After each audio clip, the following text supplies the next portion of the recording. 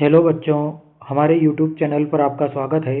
आज फिर से हम केमिस्ट्री के ऑब्जेक्टिव के बारे में बात करेंगे। हमारा चैप्टर चल रहा है जिसका नाम है विद्युत रसायन। आज फिर से हम कुछ इम्पोर्टेंट ऑब्जेक्टिव के बारे में बात करने वाले हैं। यदि आपने प्रीवियस वीडियो को नहीं देखा है तो आप उसको ज़रूर देखिए। लगभग 90 प्रश्नों को हमने हल किया है। आज क्वेश्चन नंबर 91 को हम हल करेंगे। तो शुरू करते हैं। ये ऐसे ऑब्जेक्टिव है जो आपको परीक्षा में बार बार मिलते हैं या इन टॉपिक से आपको प्रश्न बनाकर पूछे जाते हैं। तो शुरू करते हैं। प्रश्न क्रमांक 91।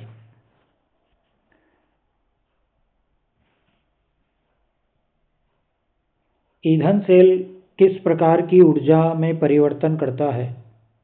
तो ईंधन सेल जो होता है वह रासायनिक ऊर्जा को विद्युत ऊर्जा में कन्वर्ट करता है। तो सही ऑप्शन होगा सी। अगला प्रश्न है, ईंधन सेल में ऊर्जा उत्पादन के समय किस प्रकार की प्रदूषक गैस नहीं निकलती है? हमें बताना है कि ईंधन सेल में कौन सी प्रदूषक गैस नहीं निकलती है। तो ईंधन सेल में किसी भी प्रकार की गैस नहीं निकलती है। तो ऑप्शन होगा उपरोक्त सभी। अगला प्रश्न है, डेनियल सेल में एनोड पर कौन सा धातु होता है या कौन सी धातु का एनोड बना होता है? तो वह होता है जिंक। डेनियल सेल में कैथोड कौन होता है? तो वो होता है तांबा। डेनियल सेल में इलेक्ट्रॉन की दिशा क्या होती है? तो इलेक्ट्रॉन की दिशा होती है जिंक से कॉपर की ओर।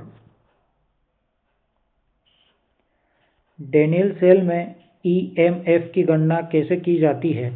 तो इसका फॉर्मूला होता है E naught cathode minus E naught anode.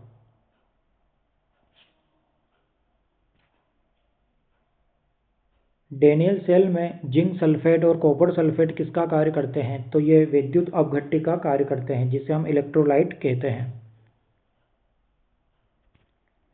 Daniell cell का शुद्ध विद्युत अभिक्रिया, तो यहाँ पर कुल सेल अभिक्रिया कौन सी होगी? तो पहला ऑप्शन इसका सही है, जिंक का ऑक्सीकरण होता है जबकि कॉपर का अपचयन होता है। डेनियल सेल में जस्ता की छड़ किस घोल में डाली जाती है? तो वो जिंक सल्फेट में होती है। अगला प्रश्न है, डेनियल सेल में तांबे की छड़ किस घोल में डाली जाती है? तो वह कॉपर सल्फेट में डाली जाती है। अगला प्रश्न है, डेनियल सेल में विद्युत धारा की दिशा क्या होगी? तो विद्युत धारा की दिशा होगी कैथोड से एनोड की ओर।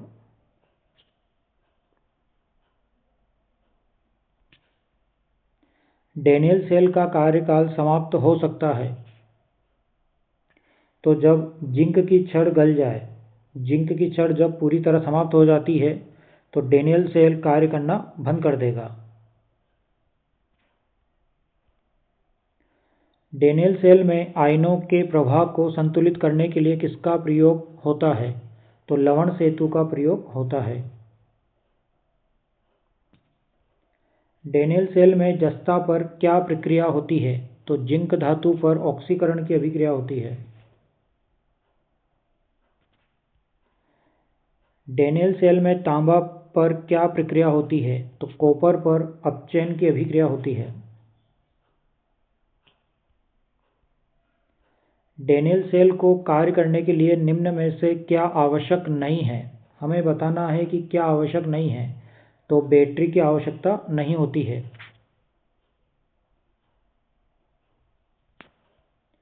डेनियल सेल के लिए ईएमएफ इलेक्ट्रोमोटिव फोर्स का मान लगभग कितना होता है?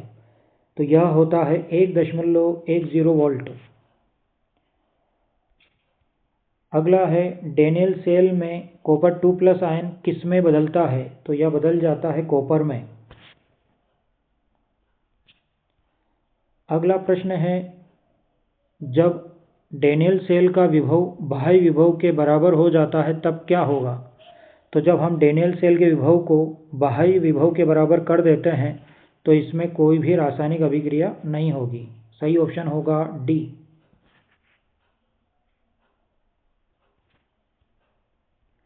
यदि डेनियल सेल में बाह्य स्रोत द्वारा सेल की ईएमएफ से अधिक विभव दिया जाए तो क्या होगा? इसमें इलेक्ट्रॉन का प्रवाह विपरीत दिशा में होगा।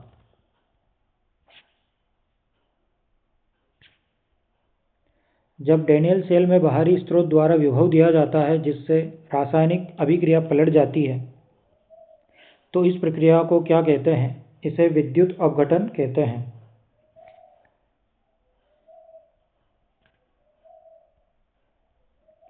बाहरी विभव देने से कॉपर 2 प्लस 2 इलेक्ट्रॉन, जो कॉपर 2 प्लस है वो कॉपर में चेंज हो जाता है।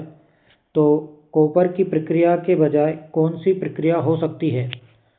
तो जब बाहरी विभव देने से कॉपर 2 प्लस जो अपचयित हो रहा है तो बाहर से विभव देने से इसका ऑक्सीकरण हो जाएगा, तो कॉपर से कॉपर 2 प्लस बनेगा। सही ऑप्शन होगा बी। डेनियल सेल में जब बाहर से अधिक विभव दिया जाता है तो इसे किस प्रकार का सेल कहा जाता है? इसे विद्युत अपघटनी सेल कहेंगे, इलेक्ट्रोलाइटिक सेल।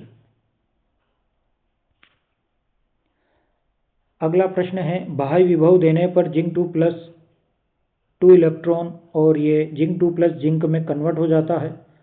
इसका अर्थ इसका अपचयन हो जाता है की बजाय कौन सी अभिक्रिया होगी? तो यहाँ पर कॉपर का ऑक्सीकरण हो जाएगा, कॉपर का कॉपर 2 प्लस में। सही ऑप्शन होगा सी।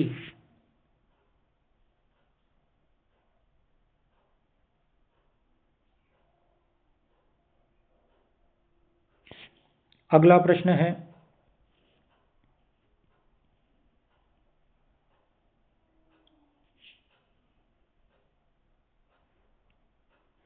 शुष्क सेल में एनोड के रूप में कौन कार्य करता है? तो शुष्क सेल में एनोड के रूप में जिंक धातु कार्य करती है।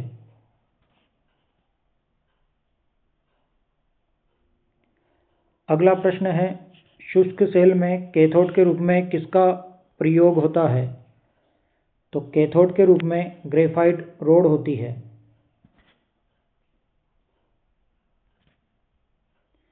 शुष्क सेल में इलेक्ट्रोलाइट के रूप में कौन सा यौगिक प्रयोग किया जाता है? तो अमोनियम क्लोराइड और जिंक क्लोराइड।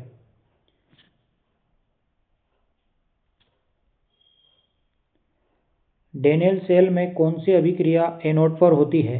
तो एनोड पर ऑक्सीकरण अभिक्रिया होती है, जिंक का जिंक 2 प्लस में ऑक्सीकृत हो जाता है या इसका ऑक्सीकरण हो जाता है। तो इलेक्ट्रॉन का निकलना ऑक्सीकरण और इलेक्ट्रॉन का ग्रहण करना अपचयन कहलाता है। डेनियल सेल में लवण सेतु का कार्य क्या होता है? तो यह आयनों का प्रवाह संतुलित करता है। तो सही ऑप्शन होगा बी। अगला प्रश्न है, डेनियल सेल एक प्रकार का है। तो यह एक प्रकार का गैल्वेनिक सेल होता है। तो आज हमने कुछ इम्पोर्टेंट ऑब्जेक्टिव के बारे में बात की है। अगले वीडियो में इसी चैप्टर से हम कुछ और इम्पोर्टेंट ऑब्जेक्टिव के बारे में बात करेंगे। तो बने रहिए हमारे साथ। आज के लिए इतना ही। वीडियो देखने के लिए बहुत बहुत धन्यवाद।